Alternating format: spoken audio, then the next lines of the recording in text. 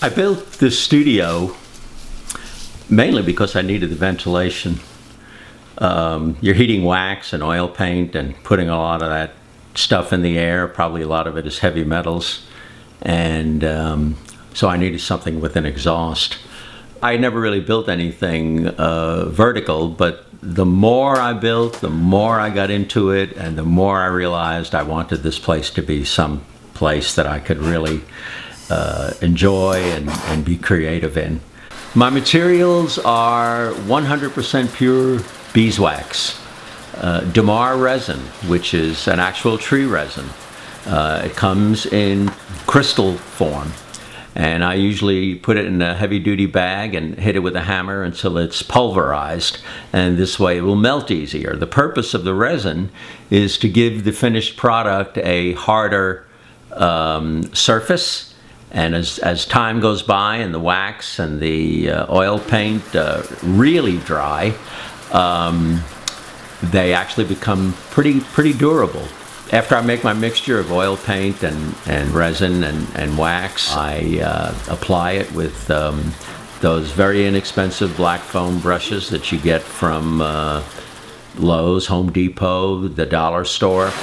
You know, I have a bunch of different reds, but I only have one blue that I like to use. And every time I try another blue, I think, no way. After I put the layers down, I fuse with a heat gun each layer. The bottom layer gets fused to the substrate, which of course is the wood, and becomes part of it then because it seeps into all of the organic cracks in the wood and little pores. And then each layer then gets fused to the bottom layer, to the layer beneath it. So when I'm completely finished with a painting, it is not layers anymore. It's actually one big surface of wax wrapped around that piece of wood. So it's no wonder that encaustics have survived thousands of years and have been found in good shape. Any minor scratch or bump or dent will just take a heat gun in the hands of the artist, and they can be repaired. I've done it many times because, of course, I'm carrying them back and forth to shows. So they do pick up little dings and places that mar the surface, but they're easily repairable.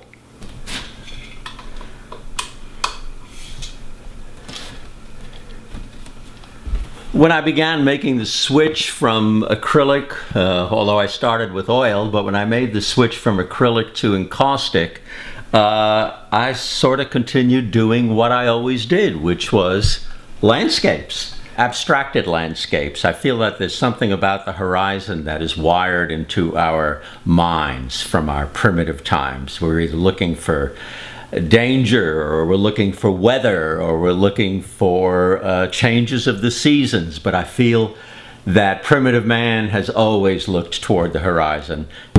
Then I began to explore, and they are not all meant to be jellyfish, but in my mind I call them all jellies, even though people see flowers, mainly I want them to see just an abstract composition.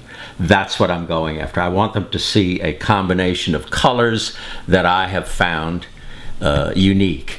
And what I do is I start with bottom layers of color, and before I got ready to really get down to business, this whole piece of wood was covered with many layers of blue and red and yellow and black, and then my final layer was white, many layers of white. Then I take my blowtorch and I fuse the bottom layer smooth, and then I come in for the kill, so to speak, and then those bottom layers come bubbling up to the top, and sort of it's a play with how close, how intense, because besides the heat, there's also the force of the gun that I'm using. So you're just sort of weighing that as you go along, and I do that many times, so it looks like I have many circles on there and circles of color, and suddenly I know when to stop. And that's nothing I can put into words. I never compare myself to other artists. I always say I do what I do, and I know that there are people who like it. And I kind of think that that's the way all artists should approach their work. I do what I do.